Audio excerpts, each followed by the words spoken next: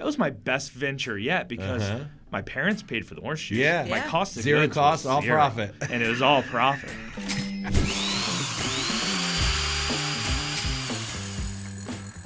All right, welcome back, everybody, to The Contractor and The Accountant. My name is Todd Whalen. I am your contractor. And I'm Shannon Sheridan, your accountant. And we are here today with Mr. James Garner, right? Senior VP at CBRE. And you are leading retail capital markets across the west coast of Florida. And this is no small asset class, right? You have over $1 billion in closed transactions across more than 500 deals. James, welcome. Thank you so much for being here. Thank you for having me. Walk us through the bulk of over $1 billion in transactions, 500 west coast of Florida. You seem like you're right there at the top of it all. Yeah, it was a long time coming. Our team, just to give you an idea of what all we encompass. So retail focused, so only retail properties, but we cover shopping centers basically from Naples up through Citrus County in Florida. And then single tenant net leased retail assets nationwide. So a lot of our transactional velocity is in Florida or the Southeast. But with those assets, we go where the clients take us. Mm-hmm. And a lot of the investors in that asset class will own regionally, or sometimes they may never even see their property that they own as an investment. Right. So it just depends. So unlike a lot of property management firms, what you specifically do, though, is sales transactions. You're dealing directly with the investor owner or the investor class as a group that's purchasing these properties, correct? Absolutely. So, we sell and broker these transactions as investment properties, but as a function of that, someone's not selling their shopping center every year. Right. So a large part of our business is advising on the right business plan for that investment asset. When you get in, when is the ideal exit? And it may be 5, 7, 10 years from now. How do you build the asset? Exactly. So you take them through more than just more of a strategic planning. It sounds like you're more than just a broker in a deal. You're strategic asset planning.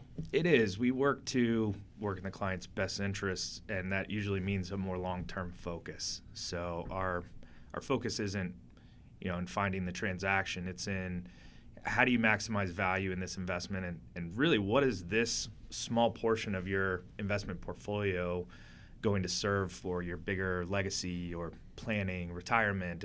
There's a lot of different things that we try to look at. So you're right. It's almost an investment advisor on the commercial real estate side specifically. Right. But the ultimate intent, so you're getting advisory, but the ultimate intent really is to either purchase or sale of the asset. We've learned if we serve clients in their best interests and stay detached from the transaction, we transact. And we have repeat business and repeat clients because we're helping them grow, and as a function of that, we grow too. So, and from what I've learned about your guys' business and philosophy, it's very similar. So I'm excited to have that synergy here today. Yeah, and it is a philosophy of business, finding that win-win and finding the collaboration in today's market. We don't look at ourselves as competitors. We don't compete against other general contractors. We are always looking to collaborate, and that's kind of where we see the industry as a whole. What would you say your typical day in the life of James Garner at CBRE looks like? I think the best part about my job is that there is no typical day. Yeah, true. Our team works out of our office in Tampa. How big is your team? So we've actually been growing. We're in the process of hiring. We just brought on a senior analyst. We just brought on a transaction coordinator. We're hiring an operations manager right now. And we're actually a fairly small, nimble team within CBRE, which is the global leader in commercial real estate transactions. So we're unique in that our team itself operates almost like a startup and can customize very quickly for clients based on need, but we have access to these institutional resources. So as of right now, there's only 3 agents on our team, and we're looking to grow that over time, but more than that, right now, we're just trying to focus on how do we best serve our clients in the local capacity with what's going on in the markets, really trying to help, transactions have been down, so trying to help clients understand what can they do in the interim if it doesn't make sense to transact today, how can they, really take advantage of the assets they own and position And so themselves how for are the you future. sheltering those assets in today's market? Interest rates are up, tariffs are going, everybody's, the sky is falling financially, right? So how are you protecting those assets? And in the long term, you're obviously planning long-term holds. So what do? You look to value add, you look to change out tenants, increase rents. It's a great question. And it really just depends on the asset. Depends. Every I know. asset is I different. get depends. I understand that when I, married to an accountant. We look at things on a granular level. So we've found that there's over 40 different factors that can impact value on any given piece of investment real estate. And so when you pair that with understanding what the client's trying to accomplish, that's where we kind of gain some insights. But so you have a full matrix that you're Yeah, looking saying, at on a regular exactly. basis, There's 40 right? different. You're We looking do. at very key items that you're tracking statistically, numerically, performance basics. And depending on those factors, it'll show you kind of the risk profile of that asset. And you pair that with the specifics of the client, because some investors have different risk tolerances. Right. So if this asset is very risky, but it's a client or an investor that can handle that risk and maybe wants to capture more upside or yield, maybe it's a perfect fit. Or alternatively, maybe this is the one asset that's supposed to serve their retirement income, and there's risk factors that they can't afford to go up against. It's kind of like a financial advisor. It is. Yeah, it is. And at the end of the day, we try to just aggregate as much data and insights as possible, and we can't claim to know everything about what the client needs. That's why they have other advisors in other realms. So we provide what we can, and then ultimately they make the decision for them and their family. So. What brings you to CBRE? It was a mix between the institutional resources we have at our fingertips and almost the way I like to explain it is traditionally CBRE has serviced institutional clientele because they are so large, because they have the capital for those resources, and actually they invest in other businesses as well. So they're a conglomerate with a focus on commercial real estate. And traditionally, our business as a team services the private investor, the smaller investor. And when we started the conversation, it was kind of a cool pairing where, if we want to continue to service that private investor, can we do that on an institutional level?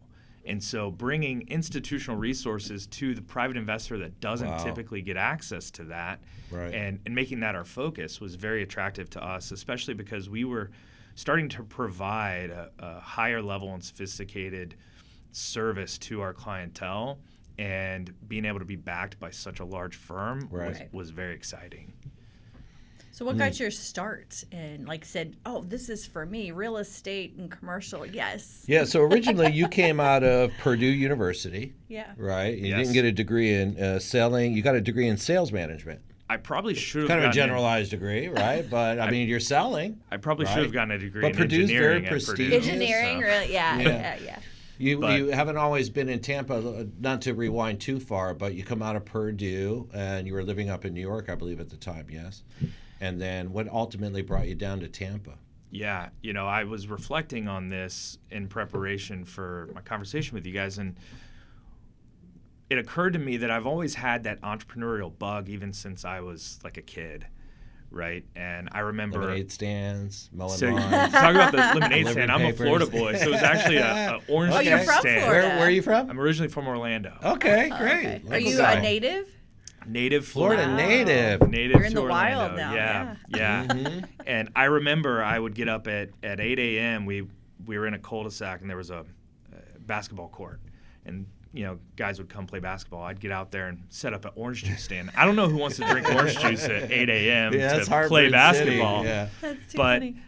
when I did. think I love back it. of, after, learning business, I think back to it, I'm like, that was my best venture yet because my parents paid for the orange juice. Yeah. My Yeah. cost of Zero goods cost, was all zero. profit. And it was all profit. But I was I know. always... I lost out on that, my daughter, when we had She took a loss at her I did. I at bought her the- garage sale. I bought it. Yeah. Then she took all the money. Yeah.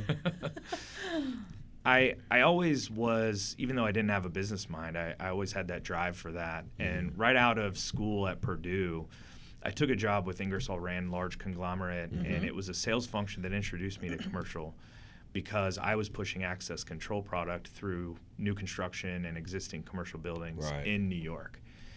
And great experience and really learned a lot. But all my family was back in Florida. I wanted to be back in Florida, and I really wanted to build something for myself.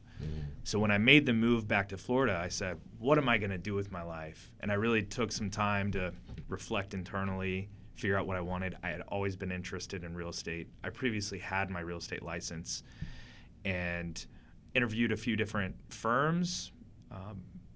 Ultimately, I decided to dive headfirst into commercial and on the retail side. And so did you start out in like leasing and property management and those lines, or did you just jump right into brokerage and asset sales? I jumped right into brokerage, specifically with retail.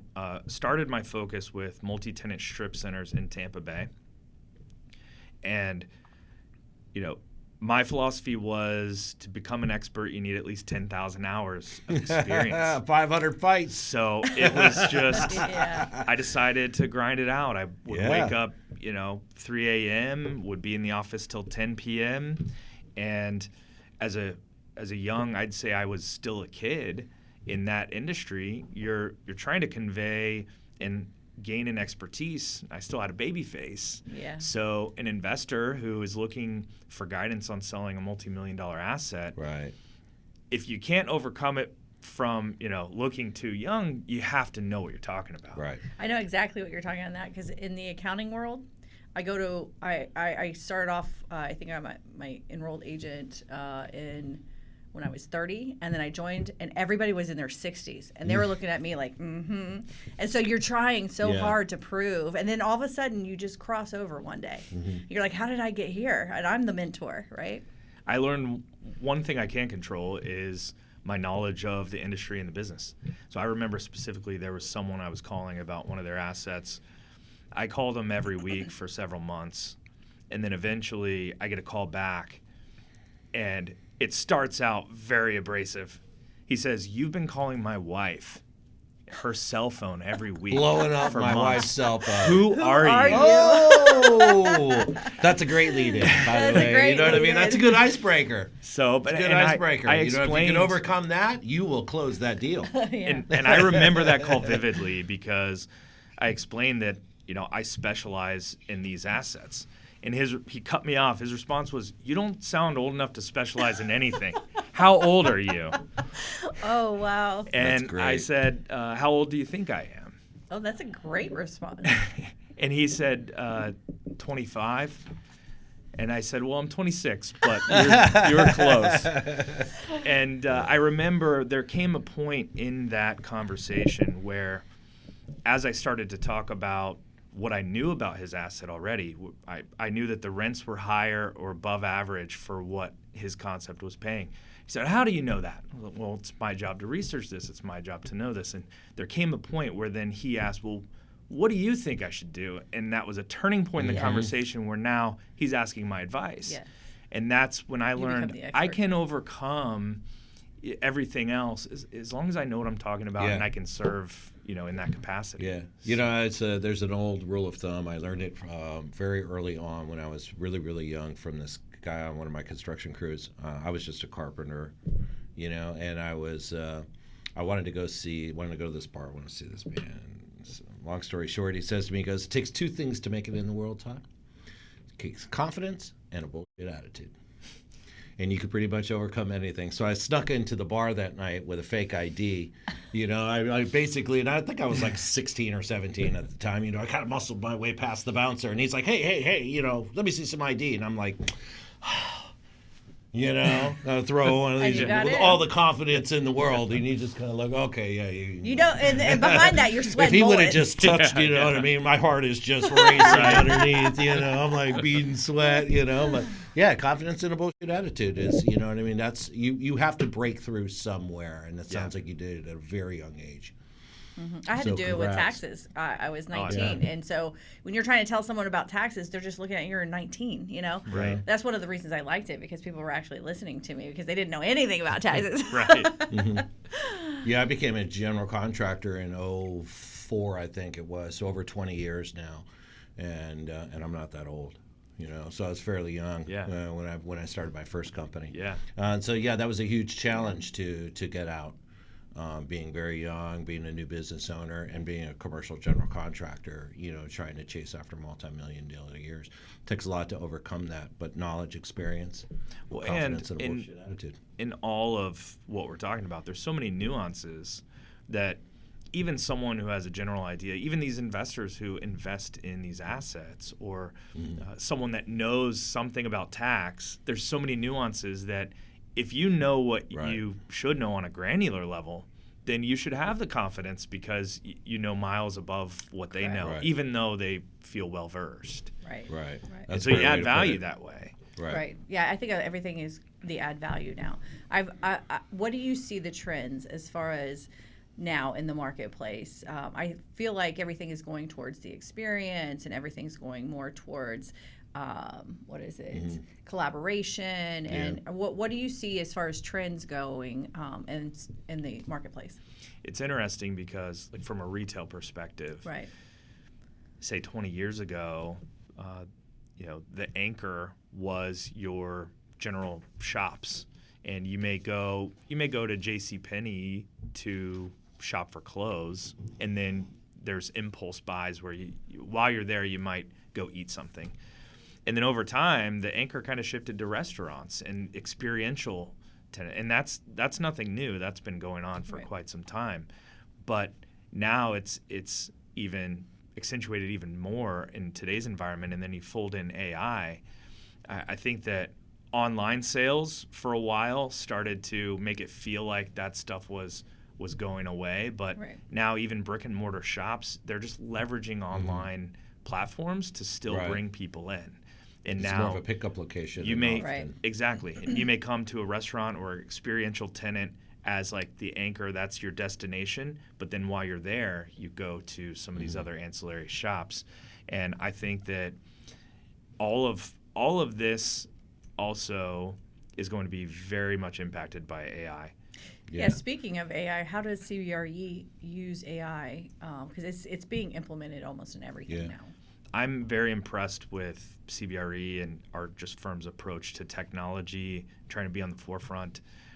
We actually have access to an internal AI system that CBRE is building and working on.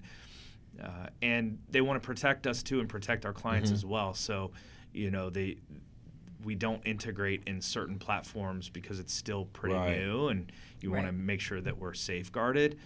But even our team internally, we're realizing that from a value add perspective, you mentioned just in any service you're providing, AI is going to make many tasks obsolete and do it for you. So if you're not finding a way to add more value, fold AI into those tasks, and then add value in different ways, then you're going to be left behind.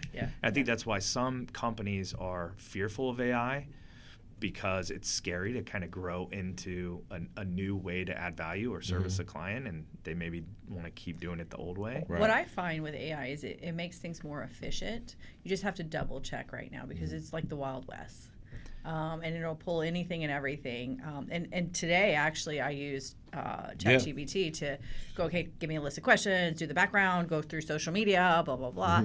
And it has made my life so much easier. Suck the AI troll on you. But Cheater Buster AI. You definitely have to double check. You definitely have to double check. Yeah. Because I think a lawyer, actually, they have a case where a lawyer, I think, got disbarred because their legal assistant used ChatGPT and it came up with some bogus case. And they cited that case and without double checking. And so, right now it's the Wild West. And so you almost have to have a fact checker for AI, but then you got to make sure that that fact checker is good. Because they said in a couple of years, we won't even know, when we're looking at videos, if that's actually true or not. They were building a movie studio in Georgia, something like $800 million, almost $1 billion movie production studio. And the gentleman overseeing my $800 million development of this movie production studio came across the video of it snowing in Japan. It's an AI video, very early generated AI video of it's called Snowing in Japan. And it is realistic, even by early AI standards. And having seen that video, they pulled the plug on the entire $800 million construction of this movie production facility because they knew right then and there that That's where it's going. by the time we're done building this, it will be completely obsolete. We will only need a tenth of the amount that we're currently. It's gonna. And I, in 2017, when I started really getting into AI, in my accounting firm, they basically said if you're not in 5 to 10 years taking over AI, you'll be out of business. Yeah. And that's never more true than today. And so, but if you don't stay on top of it, and you got to be careful too, because there's so many apps out there now, and you have to dedicate 3 to 6 months per app to see if it's even going to work. Yeah. So we have a whole vetting process now. We vet like 3 of them, just like we do our subs. Yeah. You have to. Yeah. And there's pros and cons to where we are in this access to information environment that we've never been in before, because the random person can have access to tools that allows them to create an app, to create a business, to do all these things that before there were so many more barriers to entry. But you have to be careful because now, as us consumers of those services or products, you have to vet them. Mm-hmm. And if not, you just jump on one, and then you fold that into yeah. potential scammers. And so Right. it's there's pros and cons. Like we have incredible access to just information and resources we never Right. had before, but you have to be careful. Very good. Yeah. Yeah, it's definitely a more challenging environment than it's ever been. It gets harder just as much as it gets easier, right? Yeah. Yeah, for every new way of doing something, for every old way you kill something, to develop a new way to do it, you come with it a new set of problems, a new set of rules and regulations, a new industry to try and field and vet. Right. So never changing market, right? And so how do you stay in front of it, right? CBRE seems to be on the forefront of it for sure in terms of an operational standpoint. Definitely. We're excited to be just a part of that push.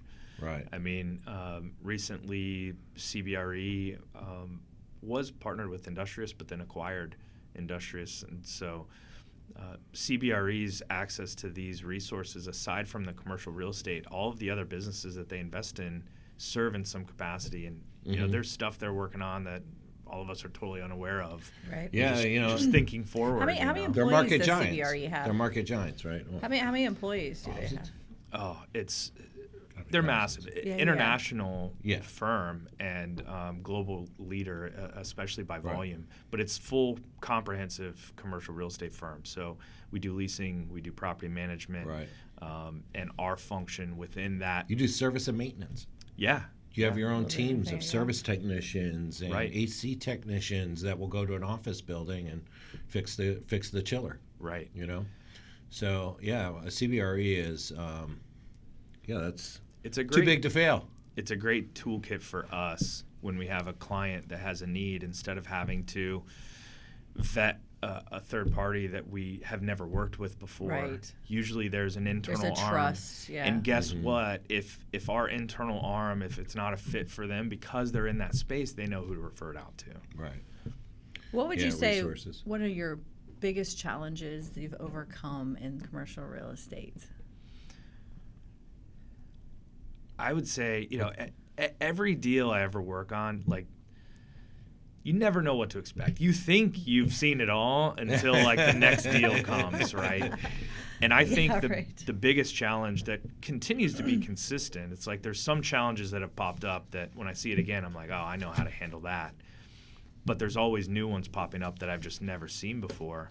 And so I think the biggest challenge is being able to kind of keep your calm in those high pressure situations and have a focus on problem solving. We were talking about this in our last podcast about emotional intelligence. Like that's my buzzword for the year, because it's so easy to get caught up in the emotions, especially when something's going wrong, and you have to actually do some self-reflection and calm down. And so, yeah, I think that's probably one of the biggest keys to making sure that you don't make irrational decisions is that emotional intelligence when things are high and that you have a lot at stake. Yeah, it actually makes me think of, a mantra that hit me in college was do something every day that scares you. Feel the fear and do it anyways. Yeah, is if your my dream mantra. doesn't scare the shit out of you, you're dreaming too small. Yeah, I remember my first class at Purdue. So Purdue University actually has an entrepreneurship program. Nice. And that's what I went into. And my first entrepreneurship class, I actually wasn't paying attention at all. Hate to admit it, but I Was was it an like, elective? I had a notebook, and I'm like, stream of consciousness, just writing some stuff down, not even listening to the professor. But something in me stopped me. Like my intuition was like, hey, stop what you're doing and listen to what he's about to say. And he said, do something every day that scares you. Yeah. And it hit me to where, I was a little young and stupid. So early on, it was very literal. I'm like jumping off rooftops and like eating. You're good enough to be dangerous. Someone Eating dares me to something eat dangerous, something, right. and I just eat it. But what it made me realize is that, fear protects us ultimately from an instinctual, caveman perspective. Fear keeps you from danger, but fear can work against you. If you make fear your enemy, then anytime you have a fear, you're going to stay in your comfort bubble. Yeah. And you can't grow. Exactly. By forcing myself and just to do things that scared me, it actually allowed me to work in partnership with fear. Meaning now I became much more emotionally intelligent on what that fear means for me. If I felt, butterflies in my stomach. Yeah. Which type of fear? Is it a nervousness? Is it it a a safety issue, a health Exactly. issue? Is it a unknown? I don't know what to say. And Personalities that type fear. What I found was like fear actually physically can allow you to harness things. Like fear will cause your adrenaline to spike. And if you can harness that consciously, you can intensely focus on things through your fear. You can harness that adrenaline to You can use it to your advantage. Exactly. Yeah. And if you're calm enough to notice that and recognize it, then fear actually becomes an asset. Yeah. And your muscle gets bigger the more you push yourself outside those boundaries. Because what I found is everybody loves the certainty and the security, and the problem is though you keep yourself in this bubble, and that way you never get hurt, but then you never experience life and what you could have been. And so, when I read a book, it was it was probably about the same age. And it was Feel the Fear and Do It Anyways. Yeah. And I don't know if that's the name of the book, but that hit me too, where it was like, I've got to get out of my comfort zone if I want to get what I want. And I think too many people get into that certainty. I got to have that paycheck. I got to have this. I got to have that. I got to no. But there is no knowing. Right. And that's a false sense of security. I mean, look at Arthur Andersen, is one of the big five for the accounting company. And so they were like, oh, well, they're never going to go anywhere. And now people didn't want to put it on their resume. So you think you have this sense of security. I've got my job lined up, but you don't ever really know. Right. I mean, look at COVID. Right. That threw us all for a loop. Yeah. And and it's funny too, like, fear, when we're younger, I don't know if we actually assign, let's say, the word fear to it when you're young. It's You're just, unstoppable. you're just kind of unstoppable. You know what I mean? You're almost malleable. You know, Right. you could fall down and bump your head and not get hurt, right? you're broke The older usually. you get, the more fragile you become. It's not fair. But through our growth cycles, and I've experienced this myself, where I get to a certain stage, where I reached a certain stage in my life where it was always growth, right? Started as a laborer for $5 an hour, worked my way all the way up through the industry, into management, into supervision, and had mentors and all this stuff. Ultimately started my own company. And then once I started my own company, I found myself just doing that thing. And it really wasn't growing. And it took me about 10 years between that company and now Eclipse Building Corp, where I realized, oh my God, I stopped growing. He told me, he was like, I stopped learning. Because I stopped taking chances. Yeah. I was never afraid of anything. And whereas when I was younger and I was coming up, I wasn't afraid to stop being a carpenter and to go be a superintendent, or to stop being a superintendent to go be a project manager and move up that rank and put myself outside of my comfort zone. But then you become an adult, you get some responsibilities, mortgage, car payment, maybe you got a child, and it's like, that's not a wise decision. And you replace the fear over the risk, right? Fear and risk start molding themselves together. Right. And I think that's a very dangerous thing that people do, is they misassociate risk with fear. And you should continue to take some risks in your life. You should continue to grow yourself, provide more security for your family, grow your business a little bit more, grow your life personally a little bit more. Growth I think it also and risk depends is not on fear. their season of life too. Yeah. What season of life are you in? Because from 20 to 40, I feel like that is the learning phase, and then the 40 to 60 is the earning, and then 60 to 80 is more of giving back, and that's where I think you can go more conservative. But right now, while you're still young, that's when you need to take more of a risk. Yeah. And diversify your portfolio, so to say, of risk Well, it's management. interesting because oftentimes we're kind of life coaches for our clients who are dealing with that same thing. We almost have to help them overcome their fears. Yeah. The retail product type can often be a bit more passive than some of the other product types. And so by the time an investor makes that transition, they don't know what they don't know about that asset class, and it feels very comfortable. It feels very hands-off, even if they're not looking at the risks that are associated. Right. So when we pop those risks out, although there's a fear of that potential risk, there's also a fear of changing what feels easy, what feels comfortable. So you're, in the short term, you want to avoid that risk fear, right? You don't want to make a change. But if you're looking at the long term of that potential risk, maybe it does make sense to shift how you're managing that asset or the way you're looking at it. And so sometimes it becomes very personal with clients where we have to help them overcome their fears in order to make the best decision long term. Right. Yeah, so aside from CBRE being one of obviously they're the 600-pound gorillas, right? They're the biggest, in my opinion. I don't know if there's anyone really larger than them. But if nobody knew really how big CBRE, why CBRE? I'm an institutional investor, whether I'm a buyer or a seller.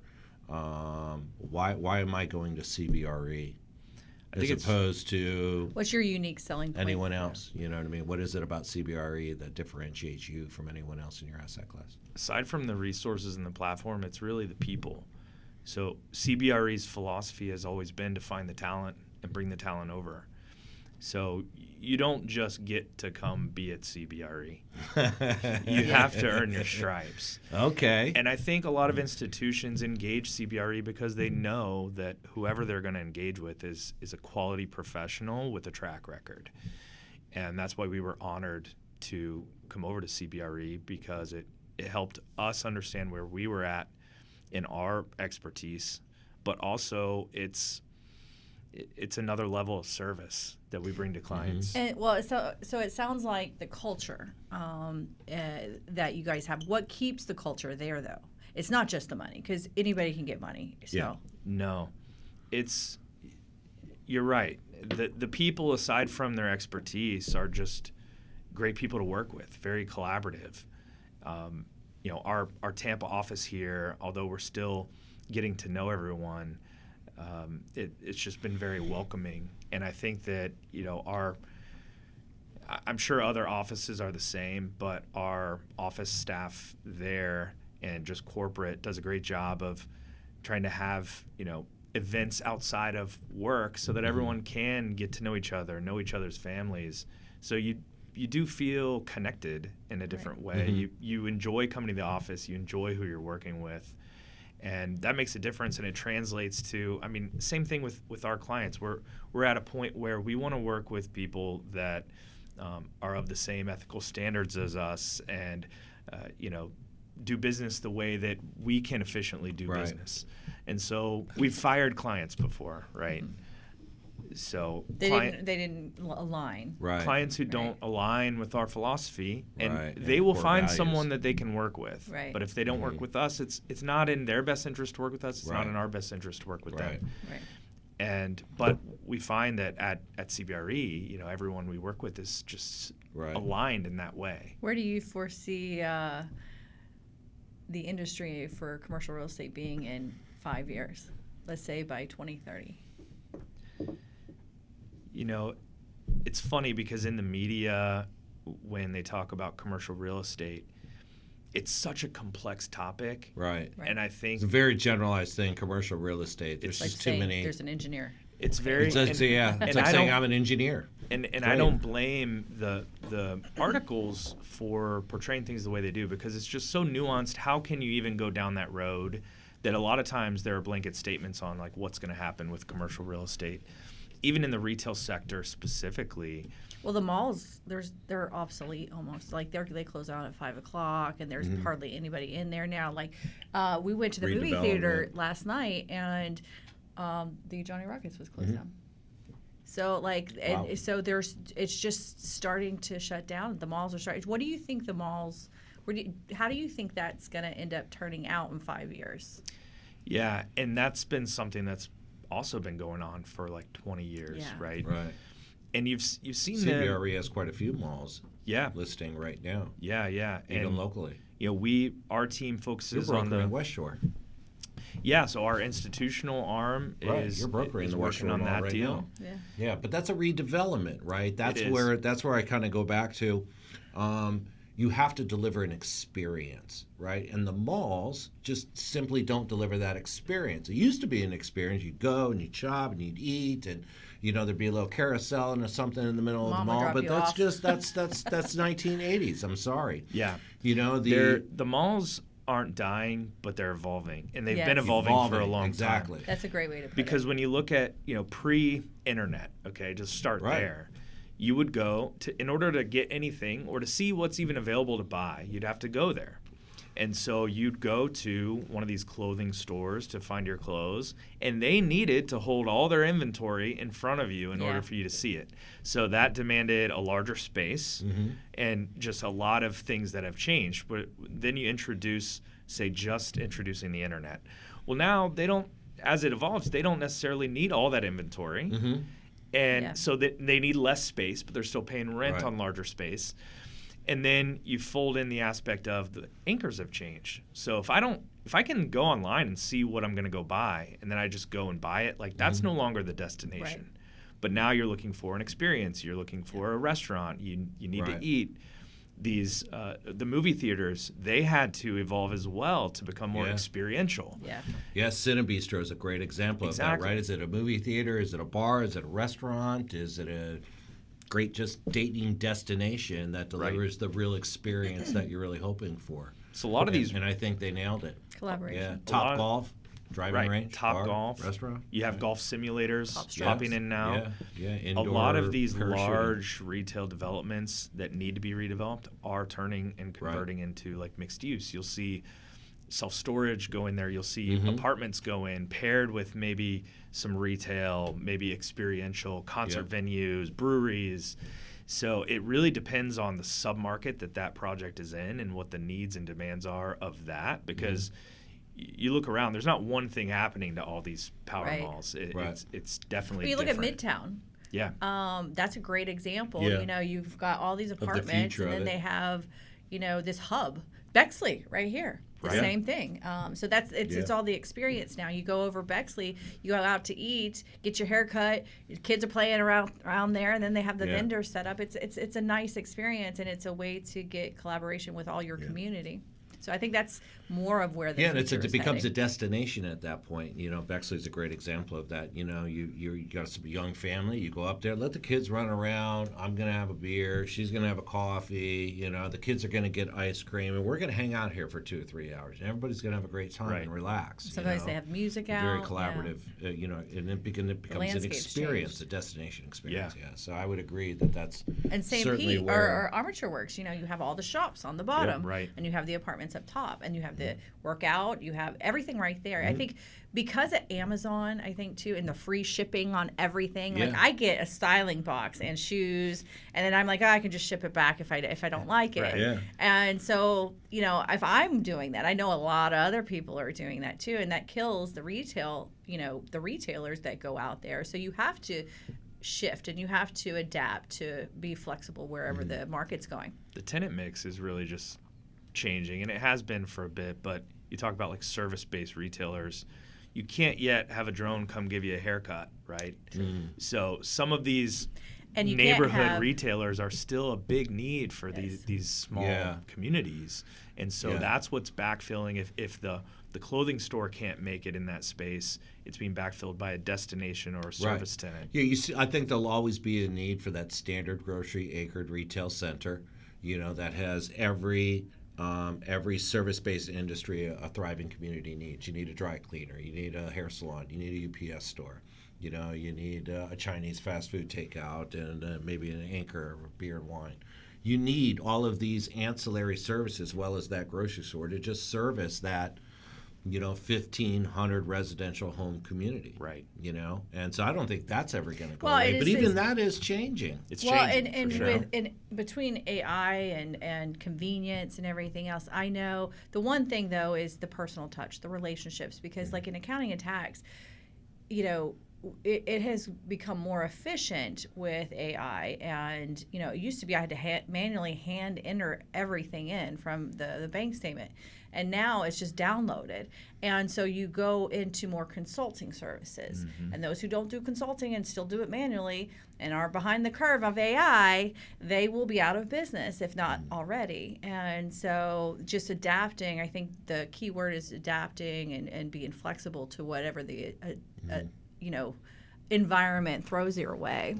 Right. And I think a lot of these efficiencies are creating the short-term tendency to move away from like that personal connection, because you're able to almost scale business faster and maybe provide more of these services to more potential guests or customers.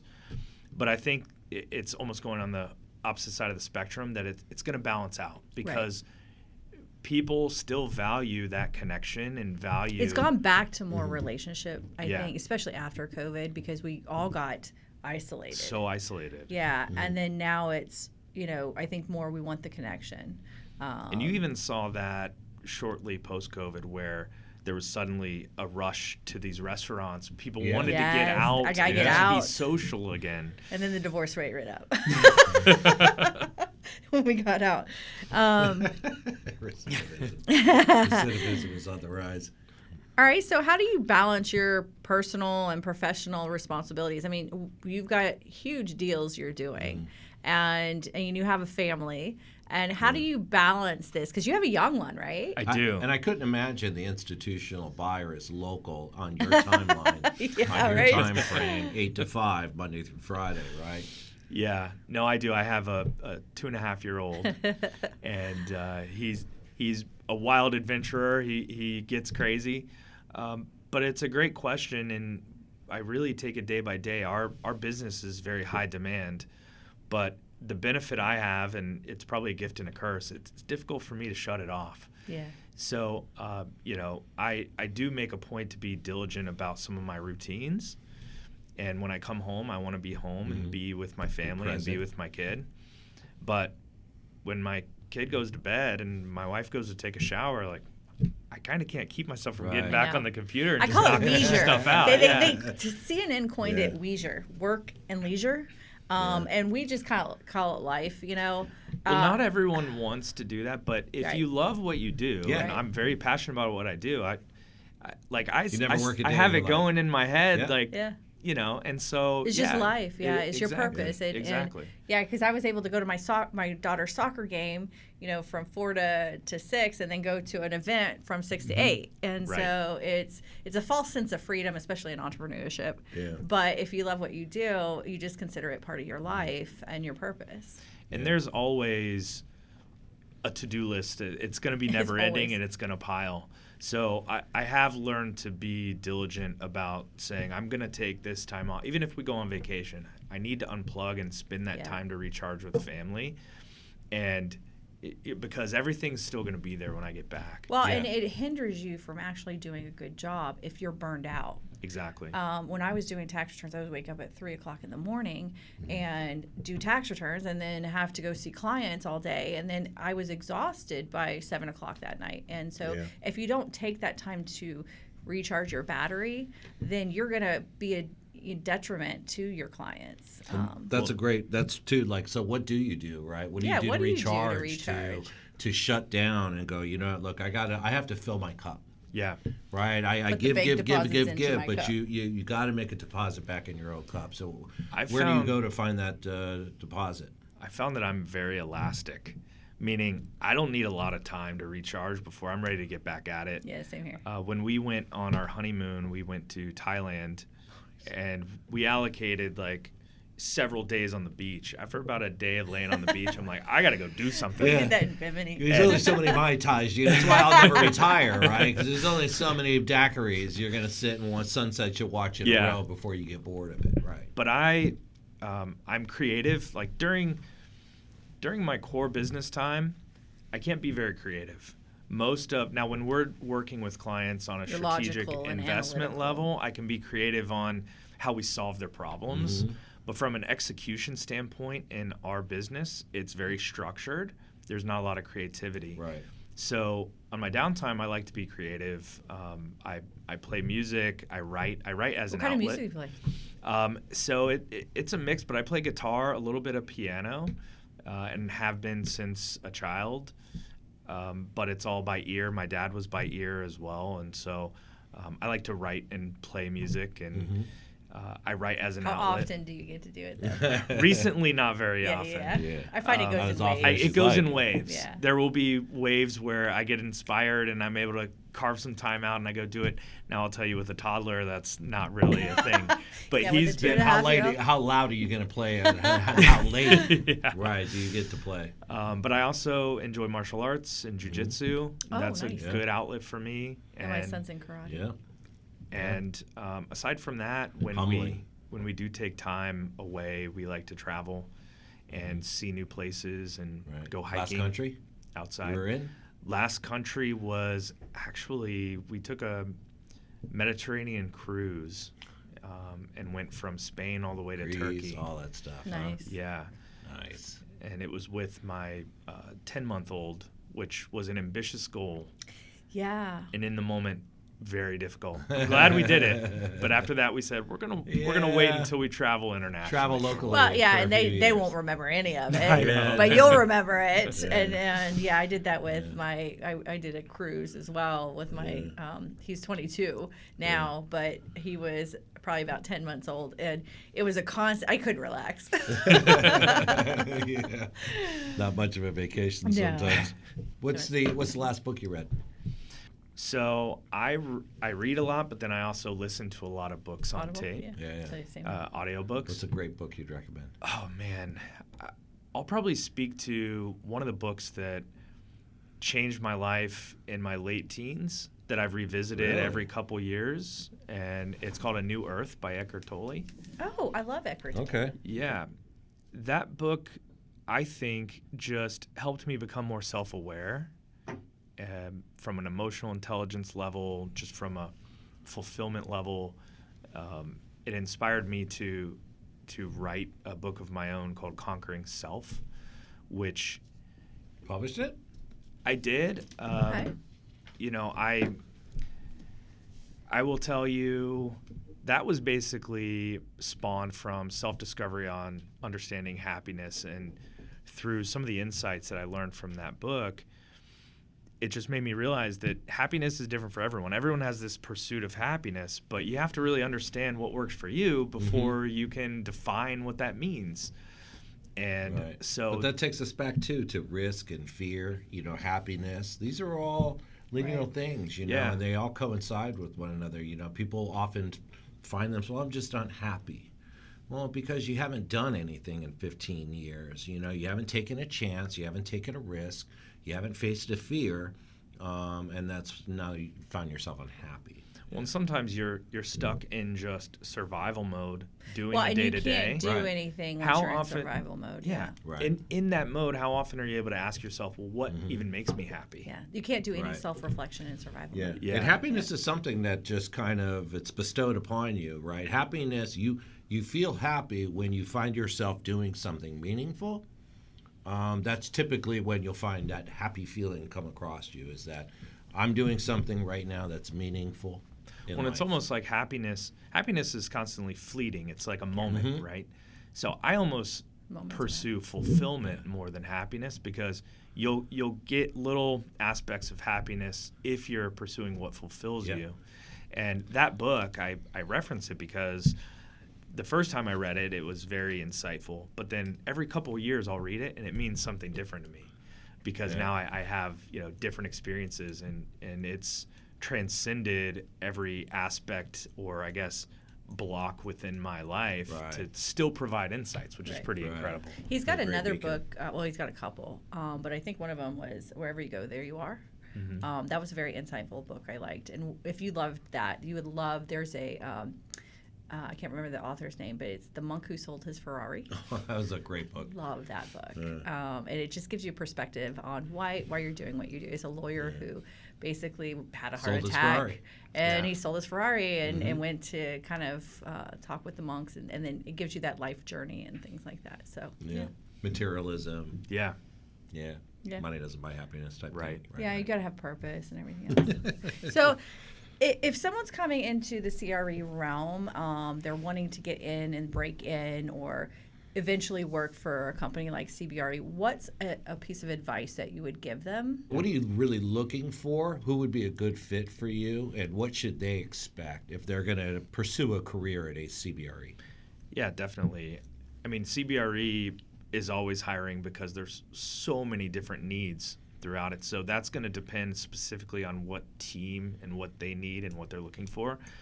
But if you talk about commercial real estate as an industry in general, whether it's with CBRE or any firm, general.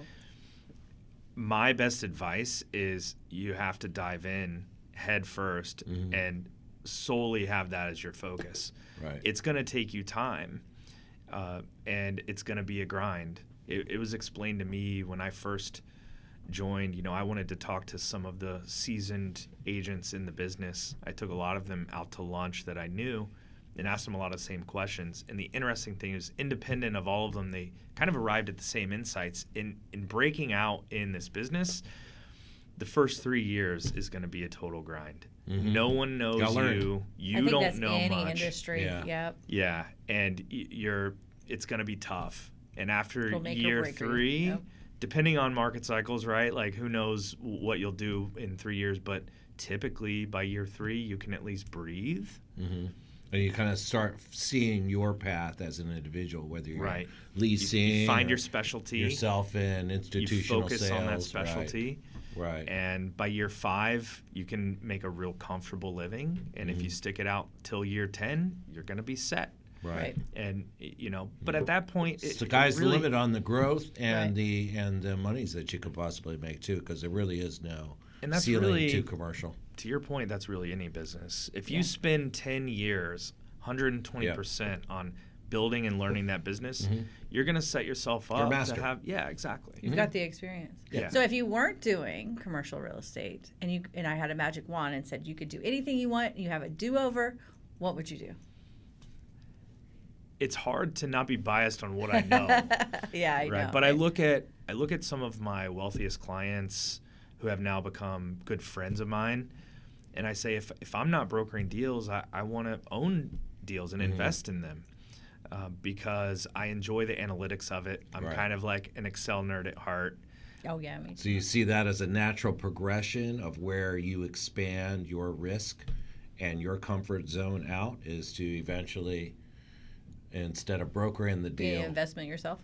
Yeah, and I already do. Paying for the deal instead of brokering the deal. Exactly. I invest in deals, and clients will ask me to go in, and we help find opportunities together. And I personally invest in other businesses and try to diversify myself. But I enjoy that. Like I said, I've always had kind of that entrepreneurial spirit and mind, and so I'm always open to those aspects. And similar to what we've talked about, it's less about any end game, and I just enjoy that process. I enjoy the analytics of it. I enjoy the moving parts, and no matter what business you're running or investing in, like no day is going to be the same. But it's at the end of the day, though, it's closing the deal, right? You're in sales. Yeah. Right? Yeah. It's ABC, got to close. Yeah. right? So it's like, you deal with all of that, the trauma and then the issue and the underwriters But you and the earn it. surveyors, right? And the appraisers and all these crazies, right? And you just fight through every tooth and nail problem because ultimately you want to close a deal. Yeah. You're either selling or you're buying, right? What this business has taught me But is sometimes that both. it's actually like, although there's all that turmoil, that's actually where the excitement is in the process. And the sales cycle is so long for some of these asset classes that by the time you close it, it's pretty anticlimactic.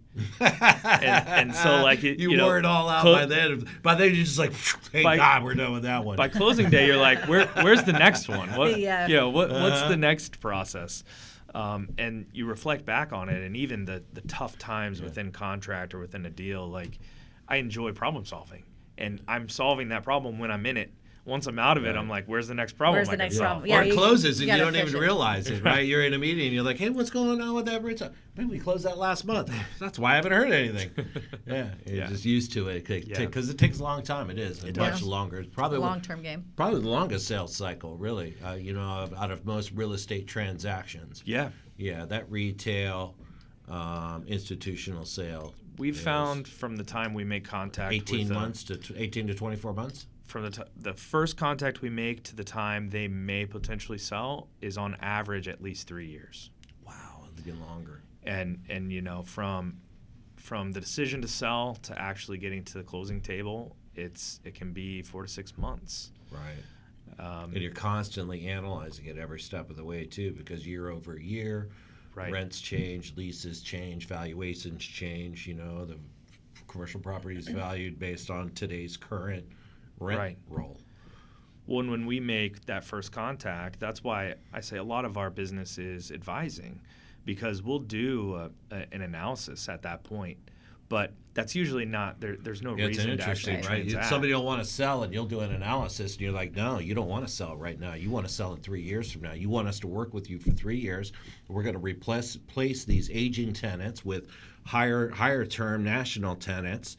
We're going to do X, Y, Z, and then we're going to sell, and you're going to make X more, and that's really the best bet for you. That sounds like that's exactly right. We'll get a call, and they say, I want to sell, and we're like, hold on. Let's take a look. Let's look at it first. Is that the best and then, option? Alternatively, we may call someone and offer to do an analysis, and then they tell us, well, I'm not looking to sell for another year or two. Well, actually, this is the perfect time for us to strategically take a look at this. Because in 2 more years, by the time you decide to sell, we can help you dated. sell it, but we can't help you add any value. Right. Yeah, today is the most valuable it will be. It's only going to go down in value from here. And so, yeah. And the other part of it, too, it sounds like CBRE. I mean, you guys are so big. You know everybody. You know all the players. You got all the off-deal opportunities, right? When it comes time for somebody to sell, if they're linked up with CBRE, it sounds like, I would imagine, I don't know for sure, but you already have the buyer. You already know who you want to sell it to before the guy even says he wants to sell it, right? You're analyzing deals that are already in inventory. Right. You might be the ones, I would think, that CBRE might be the ones that ultimately go to the owner of the property and say, hey, listen, I don't know if you realize this, but you get to sell. Now's the time for you to sell. We've been analyzing this, and this is going to be great. Yeah, ultimately, we actually customize how we're going to market it based on the details of that asset. Because although, we talk about buyers and sellers, but the buyer profile can be very different for actually two very similar assets. But if there's one nuance that changes things, well, now we need to actually access a different buyer pool. To your point, we have access to a lot of different resources to bring those buyers. Right. So if they're not in our immediate database, we know how to find them. Right. And so it just depends on the asset, on how we're, who we're going to access, how we're going to do it in the most strategic way. Well, as we're wrapping up, is there anything else that you would like to talk about with CBRE or anything like that, or any hobbies or? I got an off-the-wall question for you, right? Yes. So if you could have lunch with any historical figure, who would it be and why? Who would you really want to sit down with and go, oh my God, this is just... I'd probably say Alexander Hamilton. Hamilton. Have you seen the musical Hamilton? Yes. Yeah. Not the music. I saw the movie of the musical. Oh, well, I saw the movie. Yeah. Okay. The musical. So just that historical story and how they captured it in that musical really was inspiring to me.